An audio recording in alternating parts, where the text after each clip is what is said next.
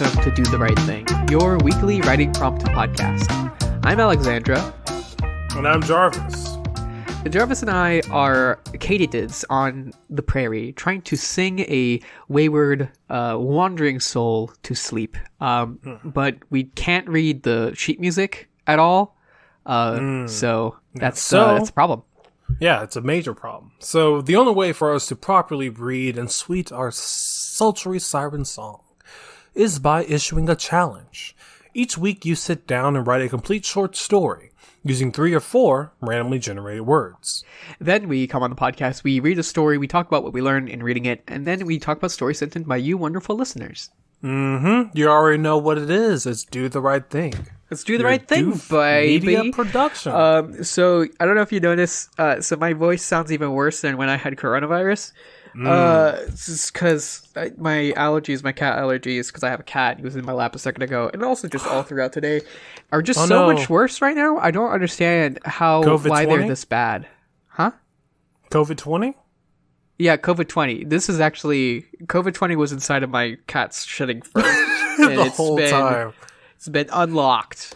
Oh, no. And I'm now suffering. So, so if I sound weird or very sniffly or anything like that, that's what's going on. I'm just having a bad reaction to the pet I've had inside of my house for 2 years.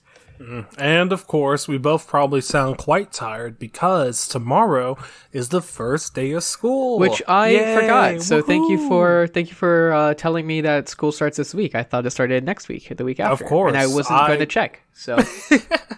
I thought so too, and I kind of do wish it because, I've done enough relaxing and doing absolutely nothing for so long, but honestly, it feels really good, and I kind of want to do that forever, but I can't because I have a career. Because we live in a society. Yeah. We live in a capitalist demagogue society. Those words meant things. They definitely meant things. So we're not really going to talk about the thing in the Capitol. If a civil war is happening by the time you hear this, we're sorry. We meant to report on that, but we hadn't checked Twitter in the last 3 hours, so really anything could have happened. Exactly. But if this is happening, I hope you stay safe. I hope you have your pepper spray and tasers, and I hope you're not in Texas, because we're going to be hit the worst. Although, if you're on the other side, I hope you die. Yeah. Whatever side I end up on, I don't... There's probably a lot of sides if there's civil war. And I might end up switching sides, so we will just have to see. Yeah, I'm going to start off as a double agent, and then I just have to find what team I want to be a double agent for, you know what I mean? Yeah. So you go into it with deception on the mind, and you're basically trying to find the best people to deceive.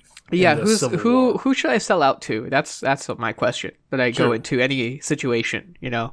Hey, it's a vital part about life, along with this week's words, which are pigeon, hunting, string, and patient. What a wonderful little set of words. But more importantly, what's the story we're talking about this week? The story we are going to be talking about this week is The Night Came Slowly by Kate Copian. Yeah, I'm not... Is that the way you're supposed to pronounce it? That's what I'm getting. I read a couple of reviews for this author because I haven't really read any of her work, but it seems that's how most people pronounce her name. So she was one of the first feminist authors of the 20th century, according to AmericanLiterature.com. Thank you, AmericanLiterature.com, for providing this story to us. So in the late 1900s, but a lot of her works are pretty poetic, like this one that we're going to be reading this week, which is called "The Night Came Slowly," which is it's really beautiful, although it is very, very short. So when we start reading, we'll be back very quickly. Exactly. But all right, let's get into this week's story. Sure. Can't wait to hear it. This is The Night Came Slowly by Kate Copian. I am losing my interest in human beings. in the significance of their lives and their actions. Someone has said it is better to study one man than 10 books. I want neither books nor men. They make me suffer. Can one of them talk to me like the night, the summer night, like the stars or the caressing wind? The night came slowly, softly, as I lay out there under the maple tree. It came creeping stealthily out of the valley, thinking I did not notice. And the outlines of trees and foliage nearby blended in one black mass, and the night came stealing out from them, too, and from the east and west, until the only light was in the sky, filtering through the maple leaves, and a star looking down through every cranny. The night is solemn, and it means mystery. Human shapes flitted by like intangible things. Some stole up like little mice to peep at me. I did not mind. My whole being was abandoned in the soothing and penetrating charm of the night. The katydids began their slumber song. They are at it yet. How wise they are. They do not chatter like people. They tell me only, sleep, sleep, sleep. The wind rippled the maple leaves like little warm love thrills. Why do fools cumber the earth? It was a man's voice that broke the necromancer's spell. A man came today with his Bible class. He is detestable with his red cheeks and bold eyes and coarse manner in speech. What does he know of Christ? Shall I ask a young fool who was born yesterday and will die tomorrow to tell me things of Christ? I would rather ask the stars. They have seen him. Nice, nice. What a fantastic and very sentimental story. I think something that I really like about this story is that it all feels like it's in this one single moment, that this main character is sort of going through all of these thoughts. And I really do like what the message turns into towards the end, how it's this sort of struggle between normal life, between people, and really finding answers, and how those answers could possibly be in this sort of nature that feels more alive than any person that is mentioned. So, I mean, overall, I just really, really liked it. And also, its short length really works in sort of impacting the reader and really giving us a strong message to leave with. Yeah, I think it talking about it as one moment, I think, is a really good example where it's that realization as night falls and the stars come out, and reflecting on that in various ways. And yeah, I do think that the central sort of message here is definitely that the natural world being a better place for truth to come than other people. Mm-hmm. I especially really love that ending where what does he know of Christ? You know, this man that came with the Bible. Shall I ask a young fool who's born yesterday and will die tomorrow to tell me things of Christ? I would rather ask the stars. They have seen him.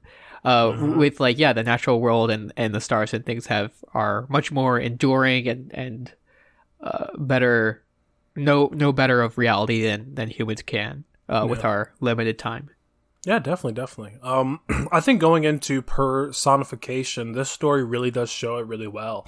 I mean, through and through, we see how lively this nature is. We can feel the trees breathing. We can see the age in the stars. To where throughout the course of this short piece, this nature is so alive. It feels like it's its own force. It's its own being. And I love how this nature is placed above everything else. How this is the truest world, and that the world that we have created as humans is only a fragment of what this true truth is. And I really do love how this nature is breathing, how this nature, I can see it, I can feel it within such few lines. So I think this is a great use of that personification, to where this nature is being characterized very well. Yeah. I do very much note the idea you're talking about there about nature being personified and very much alive in various ways. So I wanna run through them kind of and look at all the different ways that this talks about it. So I mean, we open here with I'm losing my interest in human beings, right? So that's very much like, okay, let's not talk about humanity. Let's talk about this sounds like the first page in my middle school journal. Yeah. So we have here. Can one of them talk to me like the summer night, right? So we open there with personification of the night, with the next paragraph then going that it came creeping stealthily out of the valley, thinking I did not notice. So that very much is personifying the night as a thinking, creeping thing. Yeah, creeping, almost like a panther in a sense. Yeah, although I was kind of almost viewing it almost playfully, right? I see, And later on, you have the when the night is solemn and it means mystery. These human shapes, which I think are just like I'm not entirely sure, but I think just like parts of nature that like catch the eye, right? At night. Yeah, I was thinking more on the terms of like maybe shadows that are cast by the moons and how they kind of create their own beam. In a sense. But they're not like any specific thing. Yeah. But some stole up like little mice to peep at me. I did not mind. So this thing is like almost like playful and interested in her too. It's not just like on its own. It's paying attention to her.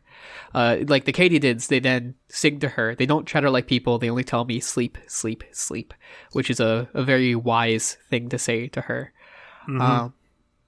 So there's all these wonderful things of like how nature or the natural world. When I say nature, I really hate I've always hated a lot of those sort of cliche messages like nature is actually the truest place for it. But I think my dislike of that is mostly just due to the word nature, right? Because it's very much like it describes the trees and the animals and stuff. Well, it's actually a lot more than that. It's just like the material reality that we are a part of.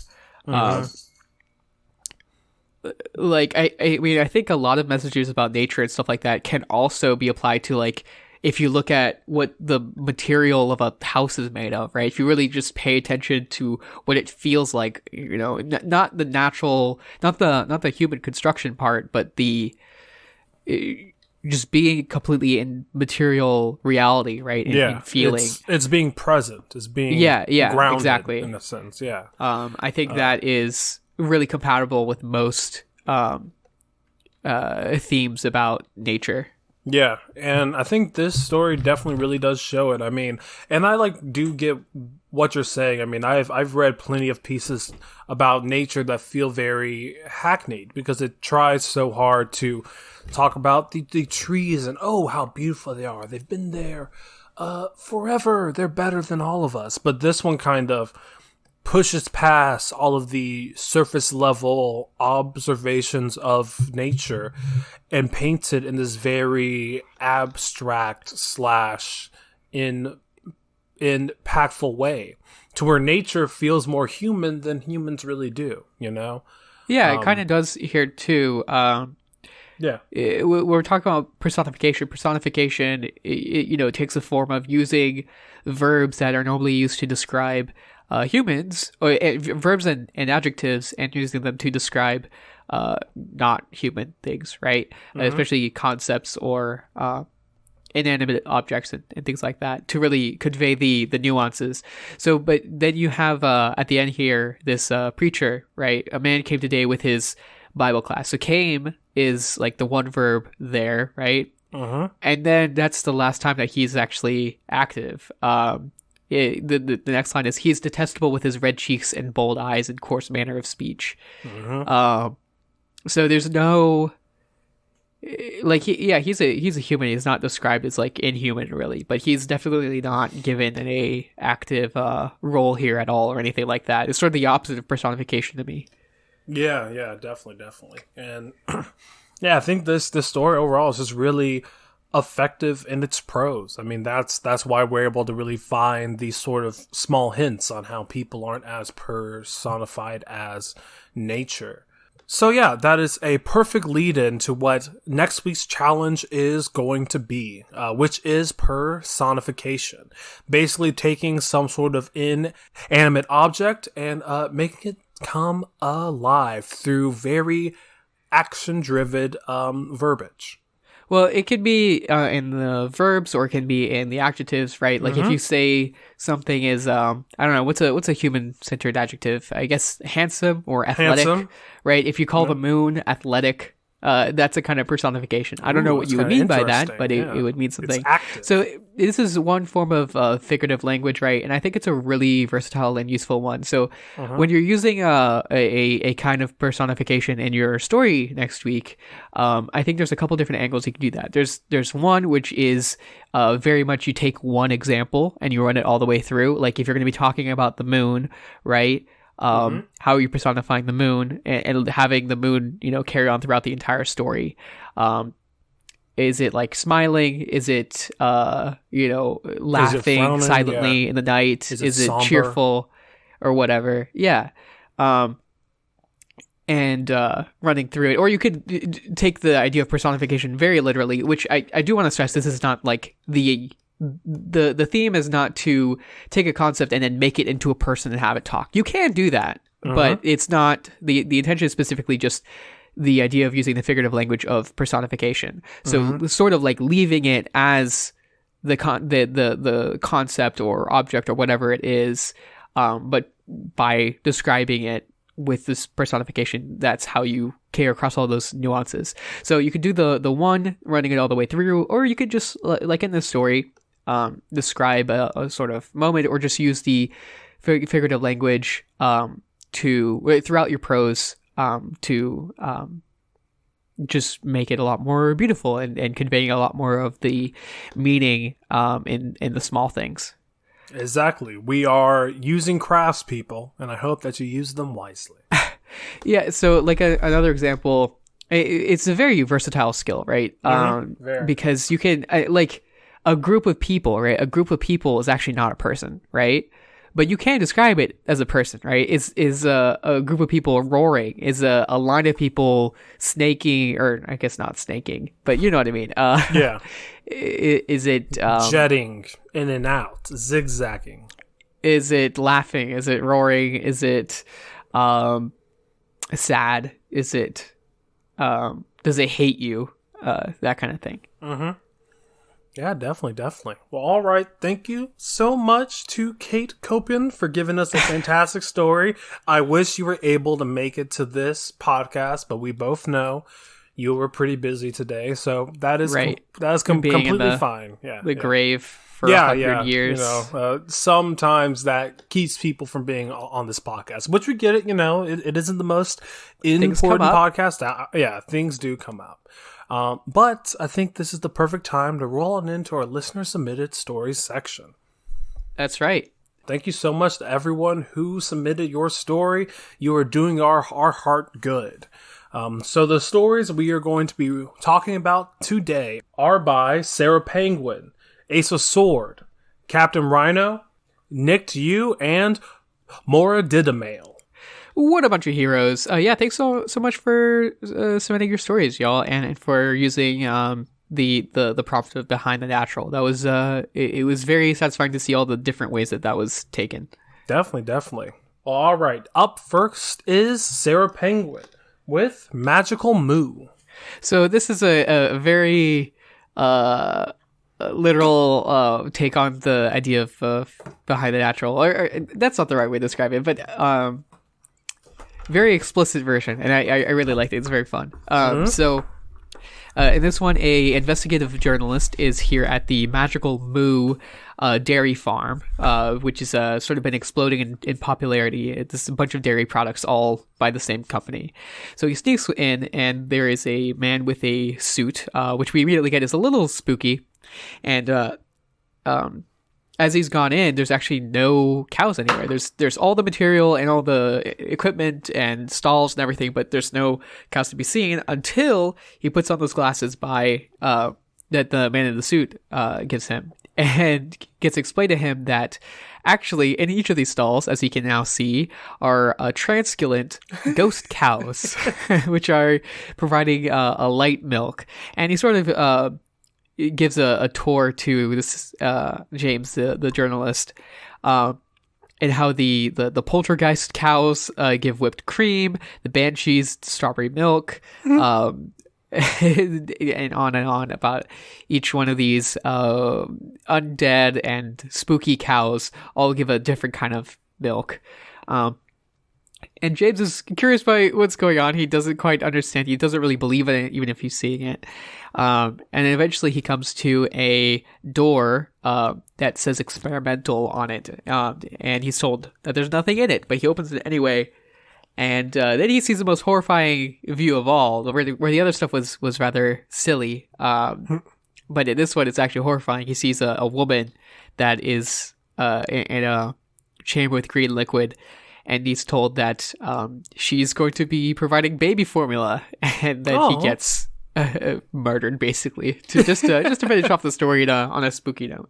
Mm-hmm. So, yeah. I mean, I really liked this story. I mean, it was really playful. And I did like the twist of the supernatural. It really came out of nowhere, but it seemed to fit really well into the story that was being built.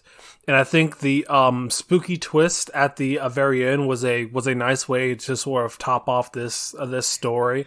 It wasn't where I thought it was going to go, but overall, I really liked how this story was written, and I do like how you really took this prompt and made a supernatural backing to this very interesting occurrence. So really great job.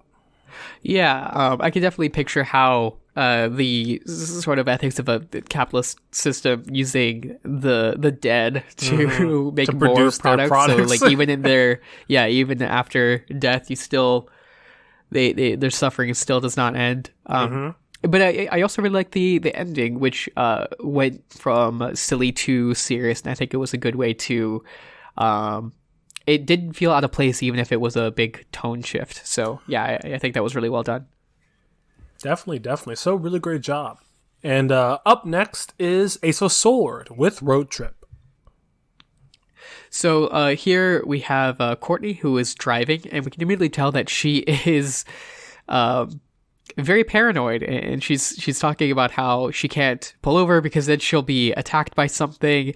She'll be chased away from her car. So she's afraid that she'll be chased away from her car by some sort of monster or freak or crazed person. But she's very confident that she'd be able to deal with it. She'd be able to come back, but it would take the whole night at the very least, which would suck. But anyway, we sort of reflect as she's driving, and she's trying to get to this meeting where she's going to receive a book. And but she reflects upon how throughout her entire life there's been these horrible events, horror movie events, basically, even in her childhood. But she always consistently got away from them over and over again. And that's sort of skimming through a lot, but yeah, the idea of always there is something that would try to get her. But now she is trying to make it to this meeting with some of her online friends who have found a book titled The Essentials, which are going to teach her everything she needs to know and explain why she's constantly being attacked by things. Yeah, definitely. So I really liked this story. I mean, at first, I thought that the fear of Courtney was kind of misplaced. I mean, it is very natural to be scared on these long roads, but I wasn't really sure why she was scared until after I read further. I kind of realized that things like bad things typically happen to her very often, and I really do like how this sort of unwarranted fear is kind of shown to really be true, at least to this main character. And I do kind of like where this story ended, and I like the idea of a character basically attracting hostility towards them. And I think that this story worked out very well, and I really liked it. So really great job. Yeah, so I have two things to talk about. One is just to point out and say how much I enjoyed this as packed or pale fan fiction, basically. And Ace Sword talks about how this is basically like a character concept piece to describe their character. So they're actually going to be playing Courtney, which I think is really, really cool. But she is a non magical person that the universe has basically designated as a victim. So basically, whenever there is a group of monsters or anything like that nearby, she will be the target. And I presume that whatever the forces that basically designate her to be a victim also say that she should not be murdered, just to continue her use, I guess. But so I thought that was really, really fun. One thing I wanted to see more of Courtney's, feelings about this. And maybe is there some part of her that actually like does cause, her victimhood, right? The universe has designated her a victim, and like in real life, we sort of get people like that. But like, why is it that that's the case, right? So, and this is sort of an example of at least one place where she was like way too brave, and she shouldn't have. She walked into a broken down house, and then she was like attacked by a monster in there. But like, what is the thing that in real life we would say? How would we victim blame? Is I guess my question, Yeah. which I think would be a fun little addition in there. Definitely. Yeah, because I mean, that's all I got on that. Oh yeah, because I think it'll be pretty hard to live life when you're always taunting. You're right. So yeah, but really great story. And up next is Captain Rhino with Treasure and Trash.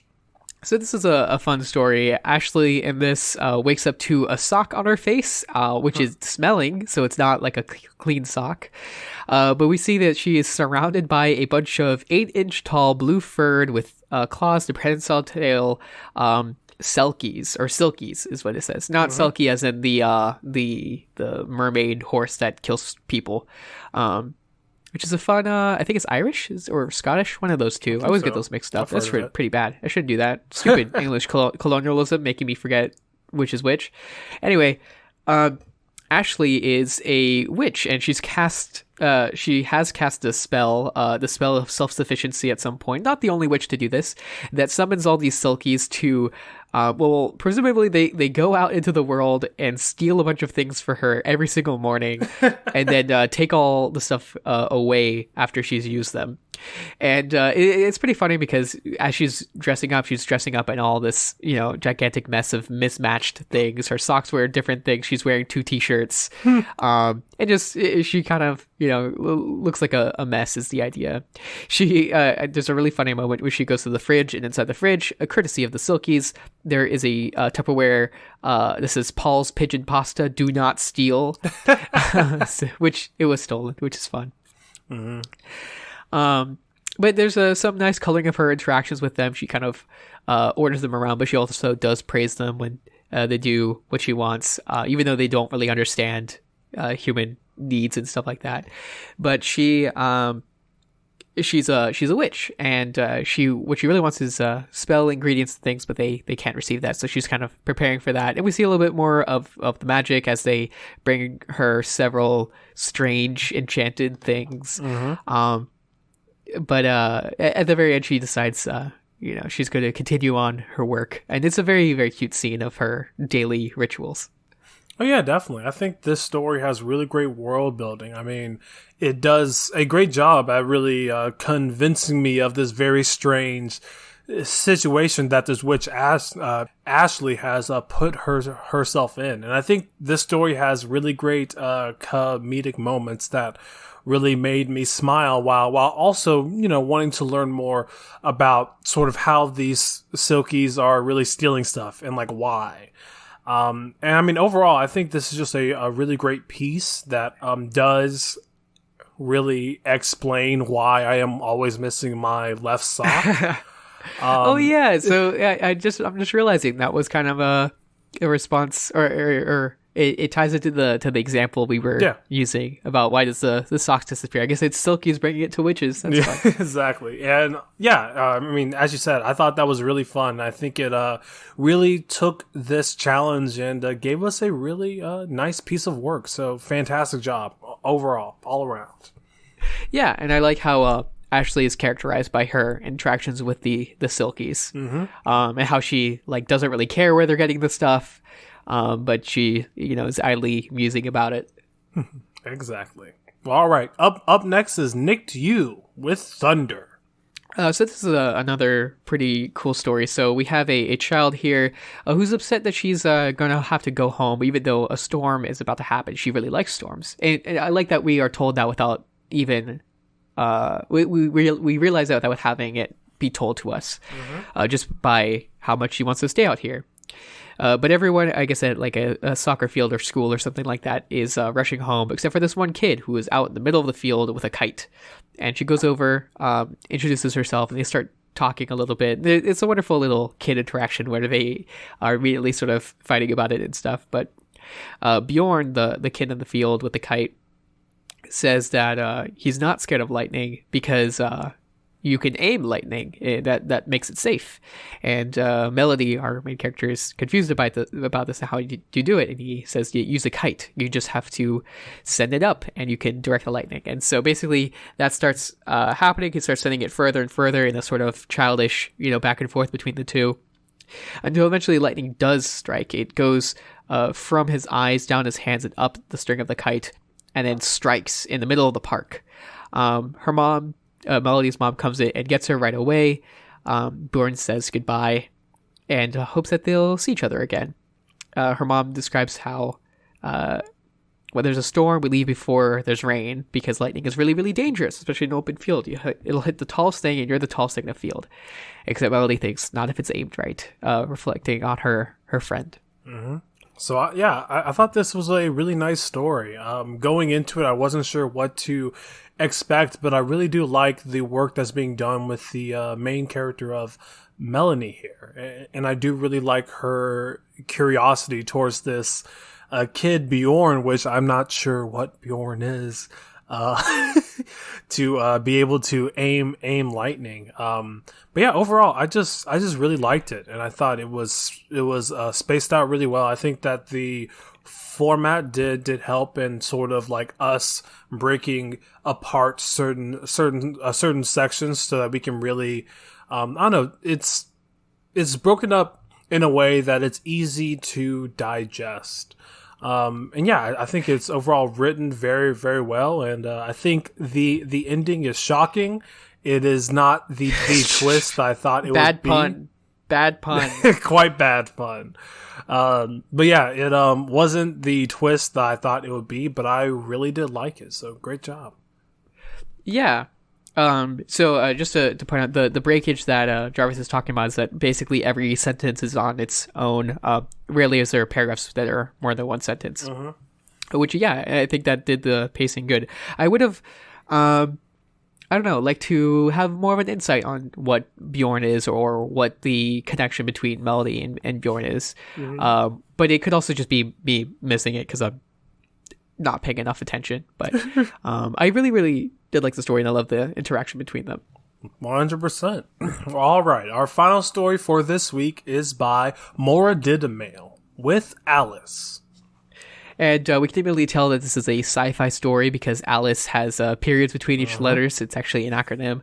Or what, initialism? Is that the right word? I don't know. Like NASA. NASA is an initialism. If it's pronounceable, I think it's an initialism. If it's not, then it's an acronym. Like the NAACP is an acronym. It's if it was an initialism, you would say NACM. NACM. Yeah. Anyway. So here we have our main character, Sophie. She is we can tell that she's at least a teenager, right? She's sitting with her father. They're kind of grown up, and they sort of have reminisce for just a second in a very idle way. And we can see a little bit of their connection right here at the beginning when they talk about the how she used to take her coffee with so much sugar that it was like 9 parts sugar, 1 part coffee. it's a cute little interaction, but immediately in Sophie's head, we can see actually how she kind of doesn't like her father, or in a lot of ways, or at least can very much see him for the flawed human that he is, like every other person. And she starts.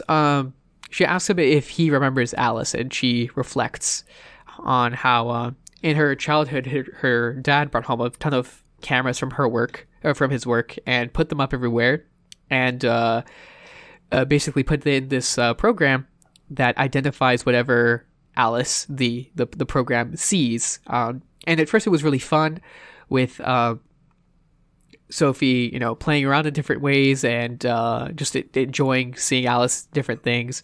But eventually actually turned out that Alice, when Sophie was doing anything bad, would document it and show it to her father, and she was punished for all these things that she did when her dad wasn't around. And so we very much see the injustice of this in this childlike view, right? But we flash forward back to not flash forward, we get back into the scene, and he says that, or she says that how that was kind of messed up. He shouldn't have done that, but doesn't go into detail. And he sort of feels bad about it a little bit, but not really. But then Sophie says, well, at least it prepared me for, and then we pan out to see this final twist. Dad sweating as he looks at the cameras outside and everywhere that are always watching them. Another, the advancement of Alice in the modern day, no longer watching children, but watching everyone. Yeah, so honestly, I think this is a really great story, ripe with layers and twists. I mean, I like how at the end of the day, the main focus is this connection between father and daughter. But I think this addition of Alice definitely instills this sort of distrust between them, and really does make you kind of question a lot of things. I mean, what is too far when it comes to watching your child, and should they be punished based off of things that you didn't personally witness? And I really like how this story kind of remains there for a while as we go through the history of Alice, along with the history of the mother, along with the history of the father and daughter. And I think the twist at the very end just shows us what the dangers of tech are. This reminds me a lot of that Disney Channel movie Smart House. Almost to a T through and through. But overall, I just really like this piece of sci-fi that is a nice mix of that sci-fi while also focusing very well on these characters. Yeah.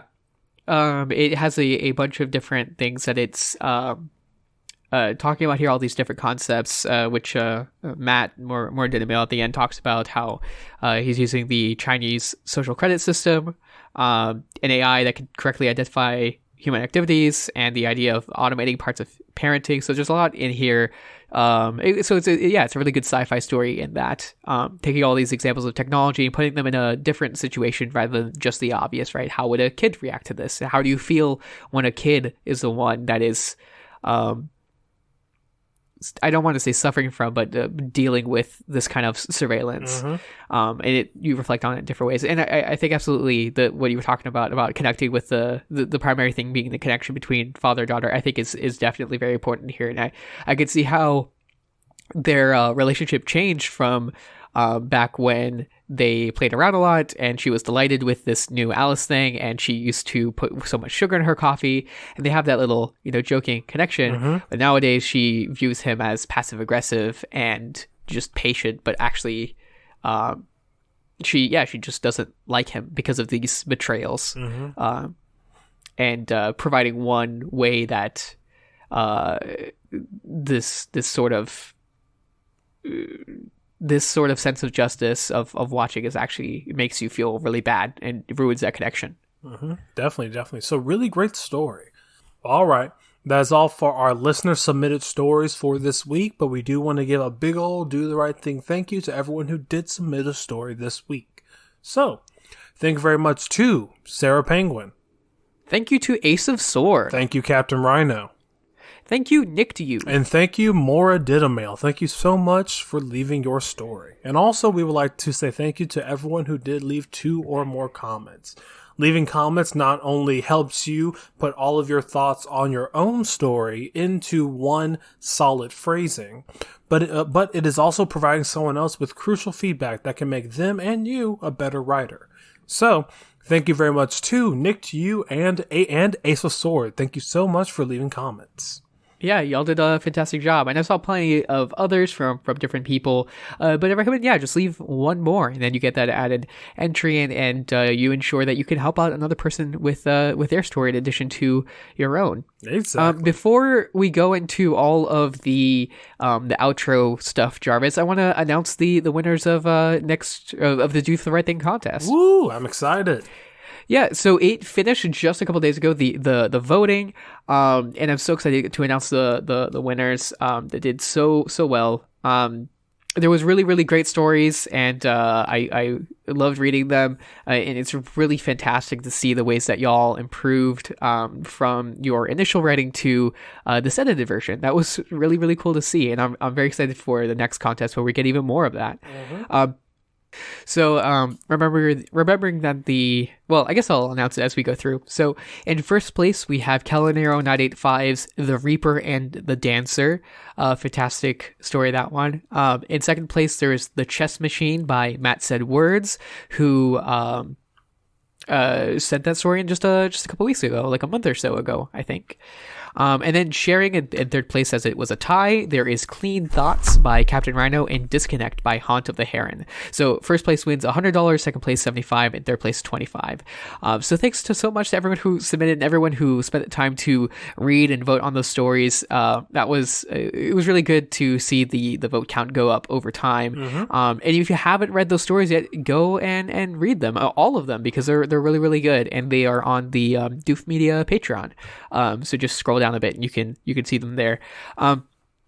Additionally, the plan is to read at least 2 of these stories. We'll be reaching out to all the winners to make sure that y'all get your winnings and stuff, and to make sure that y'all are okay with being read on the podcast. But yeah, the intention is to read some of these fantastic stories next week. Mm-hmm. And I am excited for that.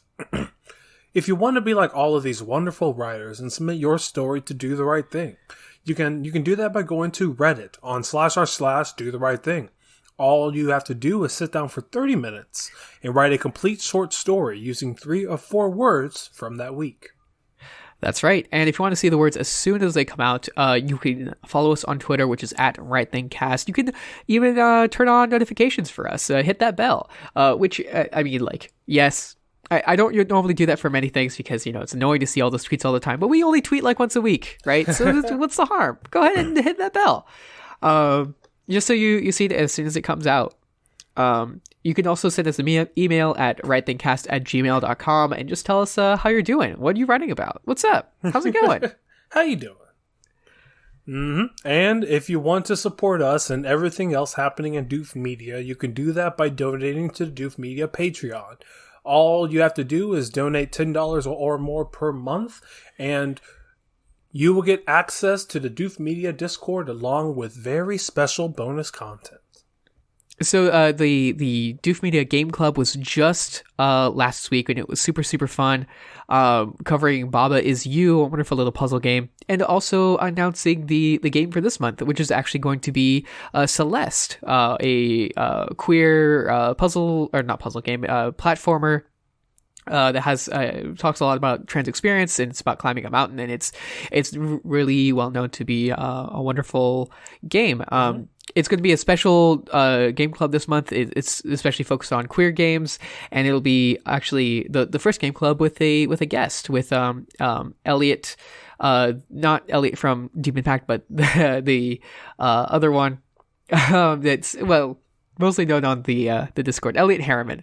Anyway, she's a small game developer, and she does some really great work. But Anyway, so she'll be on that, and I'm very excited to hear her talk and stuff. So that will be in a whole month. But of course, there's so much else going on at Doof Media. Kingslingers does go on covering many, many books. So actually consider going through, if you've read or watched anything of Stephen King, going through that episode list to see if they have covered some of your favorite stuff yet.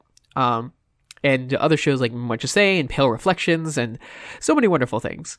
Exactly. Well, all right. Do you think it's time to get into next week's words? That's right. So remembering that the prompt for next week is personification, what are the words for this week? I am so glad that you asked. Next week's words are athlete, fountain, attention, and eavesdrop. So athlete as in someone who is fit and usually... some sort of sports ball player?